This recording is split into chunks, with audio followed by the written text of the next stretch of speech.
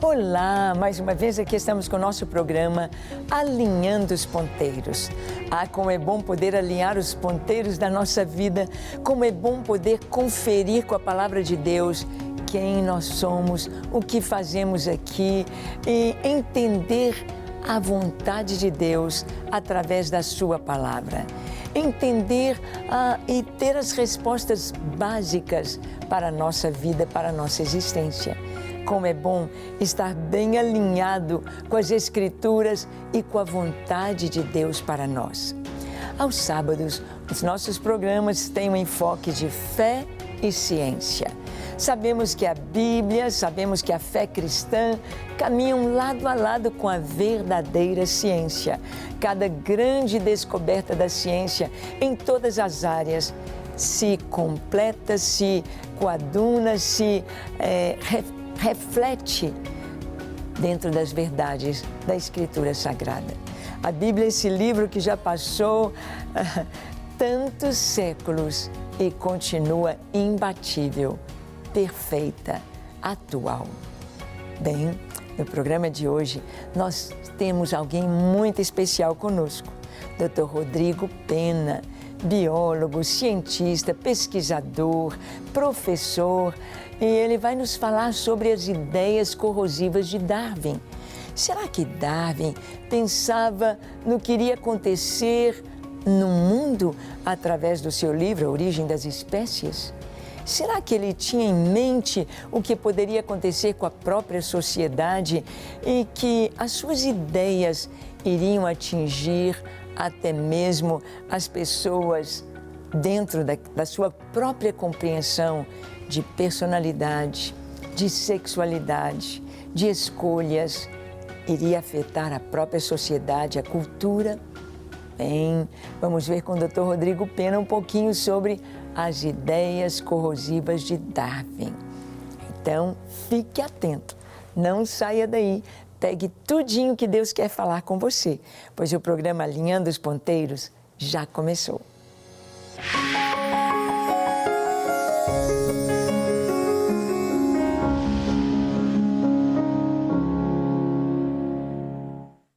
Muito bem, nós sabemos que dentro da ciência se fazem perguntas. Uma das grandes perguntas que os homens, os seres humanos querem a resposta é: quem nós somos? De onde viemos? O que fazemos aqui nesse planeta? O que será depois da nossa vida aqui? São as perguntas existenciais básicas, das quais precisamos ter a resposta. E de acordo com a resposta que você tem, de acordo com a resposta que você aceita, você vai viver. Quer um exemplo? Você às vezes pega um jovem crente. O menino nasceu num lar cristão, seus pais crentes, seus pais ensinando a palavra de Deus, às vezes até pastores. Mas nós sabemos que filho de crente não é crentinho. O filho de crente, assim como qualquer pessoa, precisa ter um momento de ter seu encontro com Jesus. Precisa entregar a vida a Jesus. Precisa ter um relacionamento pessoal com Deus. Porque ser cristão não é seguir uma série de normas como o islamismo. Não é seguir um tanto de leis como o judaísmo. Ser um cristão é ter um relacionamento pessoal com Deus. Pessoal. É ter o próprio Espírito Santo na sua vida, selando um pacto, uma aliança eterna. O Espírito Santo vem habitar em nós quando reconhecemos Jesus como nosso Senhor e Salvador. Então, às vezes esse menino crente, esse menino que tem uma família tão bonita, mas ele não está muito firme nas suas convicções cristãs e vai para a faculdade. Passou pelo ensino fundamental, o ensino médio, aprendeu sobre a teoria da evolução e viu lá as figuras do homem como um chimpanzé que vai ficando erguido mais, até ser um homem homo sapiens. Então, e ele acredita na teoria da evolução. O que acontece com esse menino? Ele já começa, ao aceitar que nós viemos de uma ancestral comum dos símios, ele já começa a mudar o seu jeito de falar, de vestir, de ser, de se portar. E muitas vezes ele se torna um militante de ideias e ideologias totalmente contrárias à palavra de Deus. Ele deixa a fé de lado, ele deixa a Bíblia de lado e abraça ideias contrárias à palavra de Deus. Então, há uma mudança radical nele, há uma mudança. E isso, infelizmente, tem acontecido com muitos jovens cristãos, não só no Brasil, mas também em outras nações. Aquele filme mesmo, Deus Não Está Morto, 1 e o 2, foram filmes feitos por cristãos norte-americanos exatamente para abrir os olhos dos nossos jovens de que Deus existe, de que Deus é o Criador e de que Deus é juiz, Ele está presente e Ele é Salvador. Então, a teoria da evolução, ela é muito forte para trazer uma ideia de que Deus está morto ou de que Deus não existe. Como alguns cientistas ateus quiseram dizer que o golpe de misericórdia na teoria do design inteligente ou em Deus era dado por Darwin. Que Darwin, o que ele trouxe, estava acima de Deus, acima dos conceitos cristãos. Então, nós vamos ver que não é assim. A gente tem de estudar a teoria da evolução porque está nas nossas escolas, está no nosso currículo. Tem de fazer prova, tem de aprender. E você que é um jovem cristão, aprenda bastante. Vá além do que o professor ensinar para que você tenha base para dizer para ele, professor, não é assim. Nós vamos ver aí com o pessoal do TDI, receber deles essa capacitação para podermos conversar na escola. Professor, o que era antes do Big Bang? Oh, nada. Nada. Como que o nada do nada para nada cria tudo. É impossível. Só que esse tudo que nós temos é perfeito. O macrocosmos, o universo é perfeito.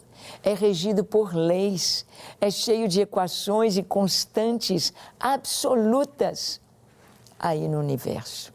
O microcosmos, o que acontece dentro de uma célula viva, seja vegetal, seja animal, o que acontece dentro de uma célula é perfeito, é tremendamente grande e maravilhoso, fruto de um planejamento, de uma mente extraordinária. O designer, o arquiteto, Deus, inteligente, sábio. Pois Deus, Ele mesmo criou a sabedoria. Ele gerou a sabedoria. A sabedoria é um atributo de Deus. Ele é onisciente, Ele sabe tudo, todas as coisas. Não há uma pergunta que Ele não tenha resposta. Não há nada que possamos ver que Ele não tenha criado. Então, nós vamos ter um tempo muito especial com o Dr. Rodrigo Pena, biólogo, este homem de Deus, este cientista, pesquisador, que estará aqui trazendo para nós, no nosso programa Alinhando os Ponteiros, trazendo este tema, as ideias corrosivas de Darwin, para que você questione, para que você aprenda, para que você se fortaleça e se fundamente na sua fé, na fé cristã. Doutor Rodrigo, um grande prazer tê-lo conosco em nosso programa. É com você agora. Olá, eu sou o professor Rodrigo Pena Firme. Queria conversar com vocês um pouquinho hoje sobre as ideias corrosivas de Charles Darwin. A gente precisa entender, em primeiro lugar, que a Igreja de Cristo precisa conhecer essa teoria e saber que existem inúmeras evidências que destroem essa ideia. Essa ideia de que a gente tem uma ancestral comum, que a gente veio de um ancestral de macaco, de que há um processo evolutivo, seja guiado por Deus ou simplesmente como força de processos naturais, à primeira vista, parece apenas mais uma ideia científica, sem nenhuma consequência. Mas a história já mostrou que ideias têm consequências. Ideias que aparentemente não causam nenhum estrago, causam muitas vezes estragos permanentes na sociedade.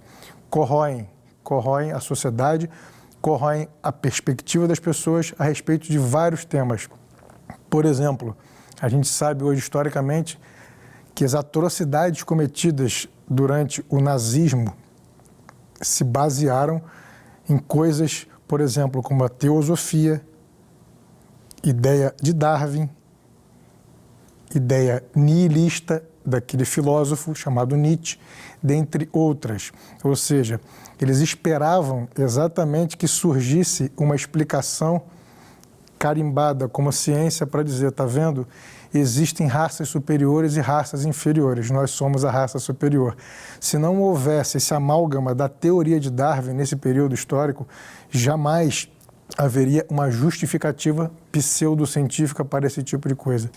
E hoje em dia a gente vê que essa ideia não desapareceu e ela influencia a tomada de decisão do dia a dia das pessoas. Eu costumo agradecer a Deus pelo fato de que a maioria das pessoas que acreditam nessa teoria, elas vivem sem aplicar isso no seu dia a dia. Elas vivem de forma a não fazer aquilo que elas acreditam. Por exemplo, se houver um acidente de carro, uma pessoa acredita na teoria de Darwin, que você veio de um ancestral comum.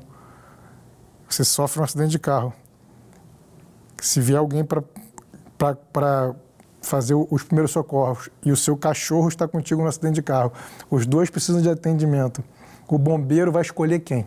Quem que você acha que o bombeiro deveria escolher? Evidentemente, é uma pergunta que a gente já sabe a resposta. O ser humano. O ser humano tem muito mais valor do que o cachorro, apesar de que o cachorro é muito importante. Agora, quem acredita na teoria de Darwin não tem justificativa para escolher um ou outro, porque a teoria coloca bem claro que nós somos apenas mais um animal. Inclusive, existem dados de pesquisa que mostram, por exemplo, que os americanos, cerca de 43%, 45% de todos os americanos acham que todos os seres vivos têm a mesma importância. E eu pergunto, de onde será que vieram essas ideias? Elas não vieram do nada. Elas foram inculcadas desde muito pequenos, por exemplo, na escola. Então, isso é um problema muito sério. Por exemplo, hoje, a gente sabe que a gente tem que cuidar do planeta Terra. Nós somos mordomos da criação.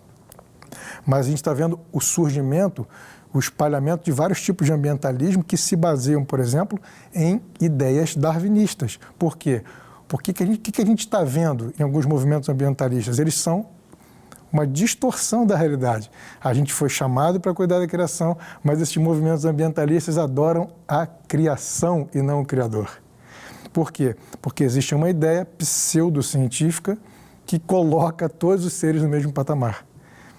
Por exemplo, como eu posso defender direitos humanos à luz dessas ideias? Não existe espaço, não existe fundamentação para que existam direitos humanos.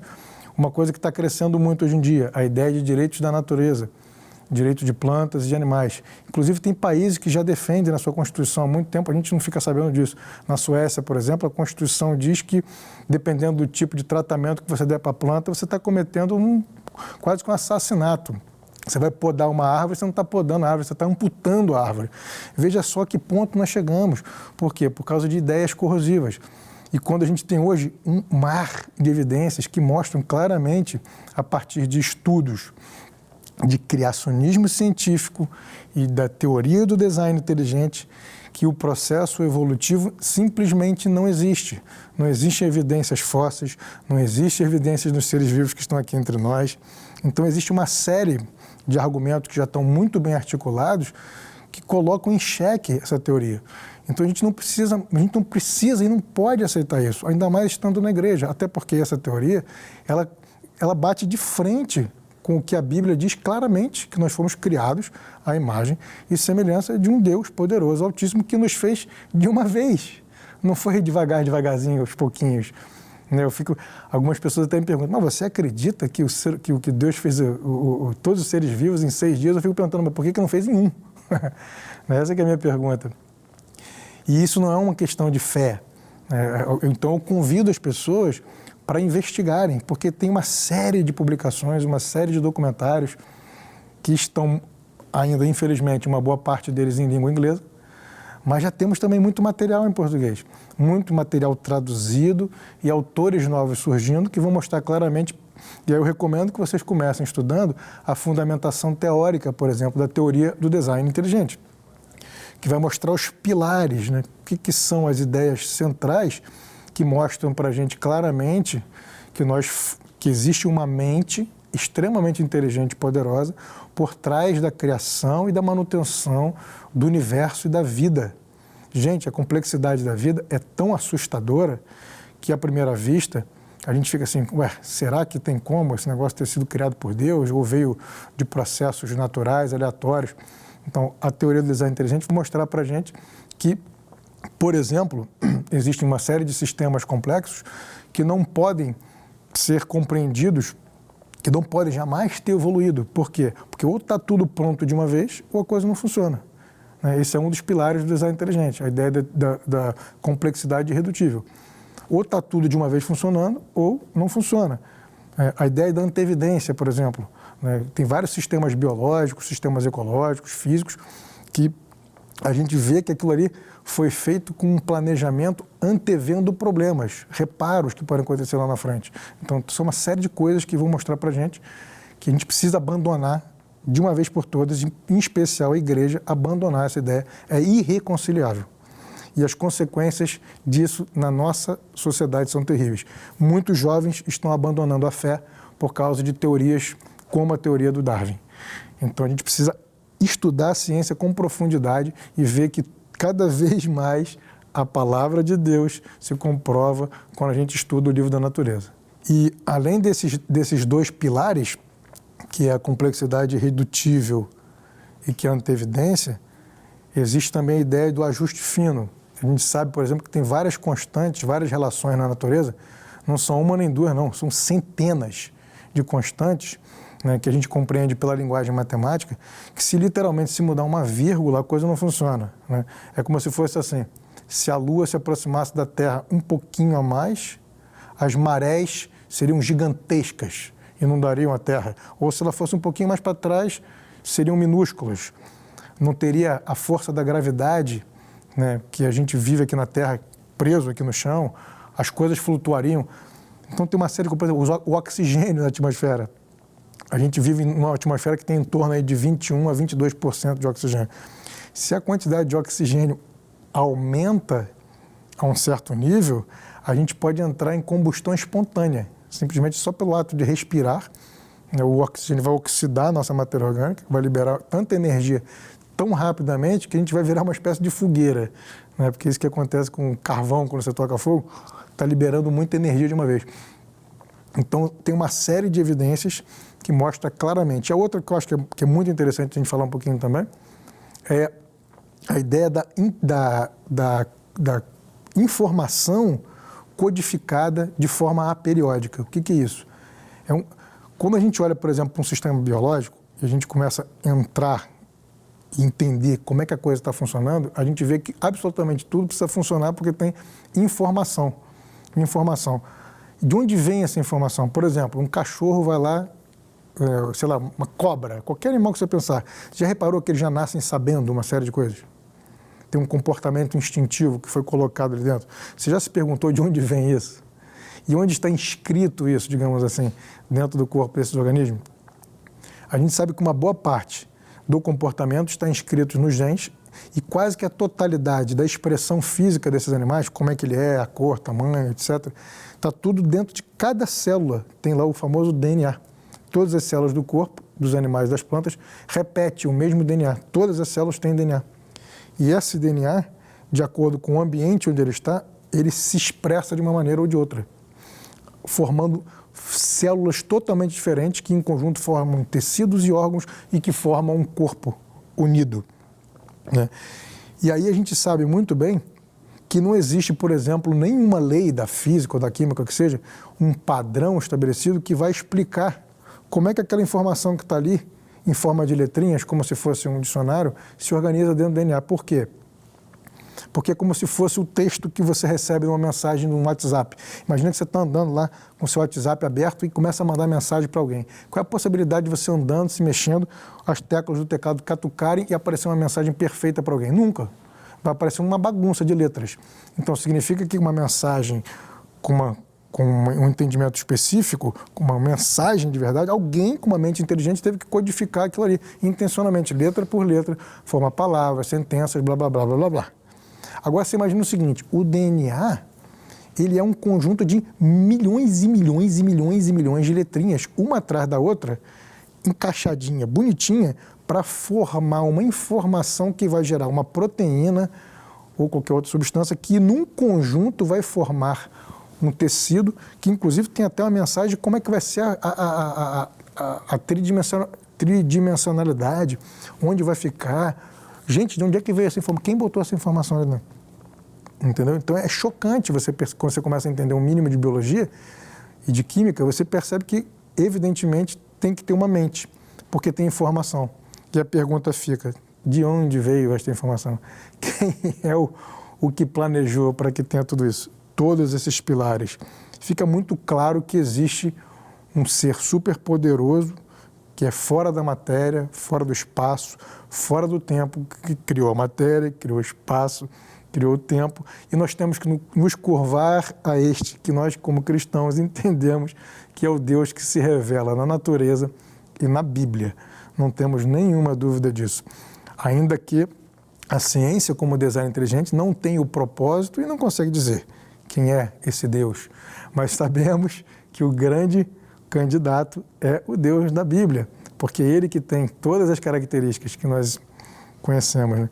Por exemplo, jamais poderíamos imaginar que a perspectiva, por exemplo, do hinduísmo, que tem lá milhões de deuses, poderia ser a causa de tamanha complexidade, da presença de informação, da antevidência, da complexidade irredutível. Não é isso? A gente poderia falar muito mais tempo. Esses deuses estariam brigando entre si, estariam até hoje discutindo. Quem é que vai botar qual letrinha na frente de qual? Então, se você tiver um pouco de boa vontade, um pouco de honestidade intelectual, que eu sei que você tem, né, eu acho que já é suficiente para você começar a entender que não é simplesmente uma aulinha de biologia, talvez até chata, daquele professor que você nem gostava. São ideias que podem modificar o mundo e estão afetando profundamente a fé das pessoas. Então, é isso que eu queria falar com vocês.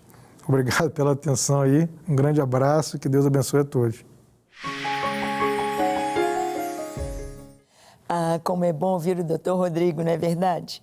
Como ele ama estudar dentro da biologia, dentro das maravilhas da natureza. Nós temos tanta coisa tão linda que nos fascina dentro da criação.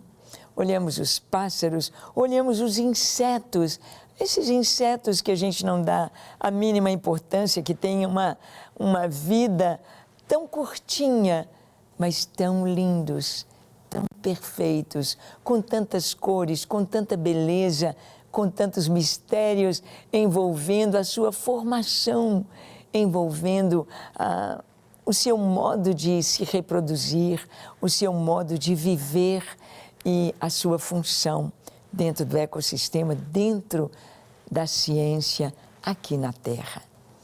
Como é gostoso a gente ter aula de biologia, aula de química, de física. Como é gostoso a gente mergulhar na ciência vendo quão grande é o nosso Deus. Nosso Deus é muito maior do que você possa imaginar. Nosso Deus é muito mais sábio do que você possa imaginar.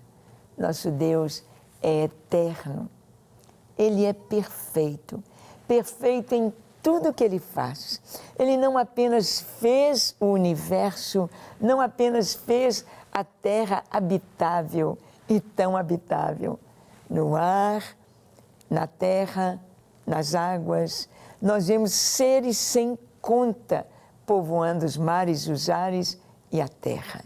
Microscópicos e seres de um tamanho tão grande, maiores que o ser humano, como o elefante, uma girafa, um rinoceronte, um hipopótamo. Sim, tão variada é a obra da criação do Senhor. E Deus fez tudo isto e colocou aqui o homem como coroa da criação. Coroa da criação. O homem é a criatura mais importante que Deus fez, a quem Deus trouxe o seu próprio coração, com quem Deus se relaciona. Deus fala conosco e Deus, Ele nos elegeu para sermos seus filhos.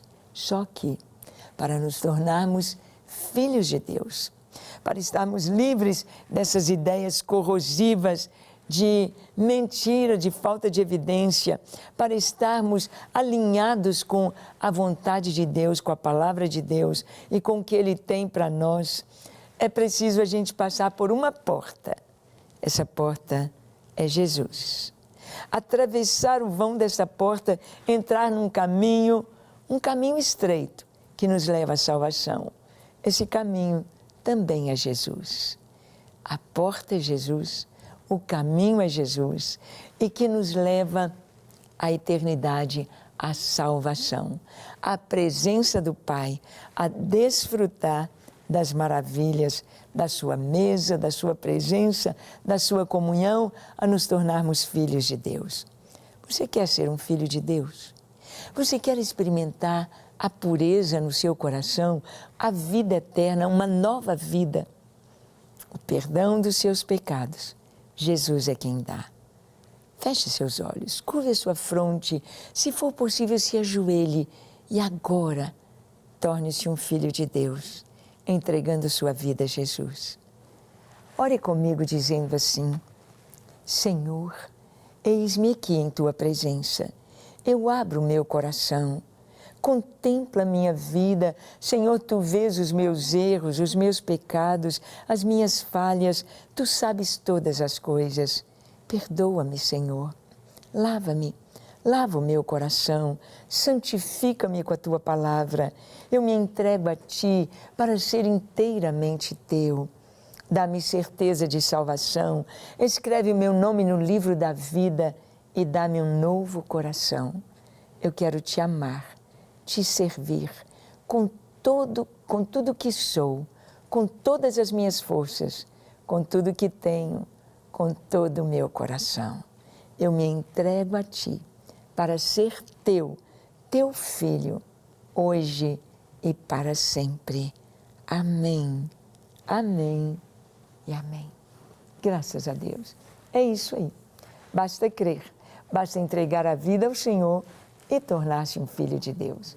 Cresça espiritualmente, continue lendo a palavra de Deus, a Bíblia, e firme cada vez mais a sua fé neste Deus maravilhoso. Que Ele te abençoe ricamente.